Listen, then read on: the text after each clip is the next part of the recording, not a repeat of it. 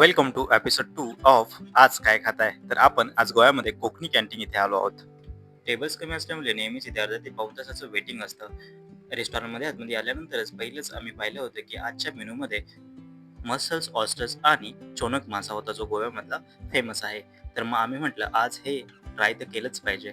So आम्ही तिन्ही fish order केले विथ त्याच्याबरोबर सोलकढी आणि डाळ राईस सुद्धा ऑर्डर केला.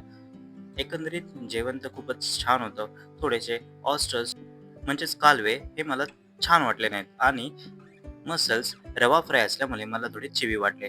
पण चोनक मासा हा माझा सर्वात आवडता मासा ठरला, जे काही मी गोव्यामध्ये फिश खाल्ले. एकंदरीत कोकणी कॅन्टीनचा एक्सपिरियन्स खूपच छान होता.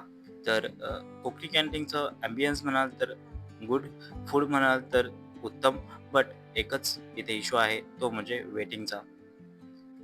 शौनक तुम्ही ट्राय करू शकता, रवा फ्रायमध्ये रिकमेंडेड आहे. आणि बाकी म्हणाल मसल्स, तर मसल्स मी सांगेन रवा फ्राय घेऊ नका. कारण की मला काही एवढं ते आवडलं नाही. ॲज मी ऑलरेडी मेन्शन केलं की खूपच चिवी होतं.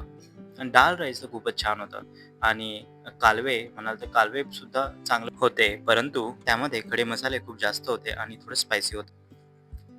आम्ही इथे bebinca as a sweet dish म्हणून सुद्धा ट्राय केली. बिबिंका एकंदरीत काही चांगलं नव्हतं. जर तुम्हाला बिबिंका वगैरे ट्राय करायचं असेल गोव्यामध्ये, तर एखाद्या आईस्क्रीमच्या प्रकाराबरोबर त्याला ट्राय करा. कोकणी कॅन्टीन ही गोवा पश्चिममध्ये आहे. मग काय, बायकोनी शेवटचा घास खाल्ला आणि म्हटले, "this restaurant is approved." Thank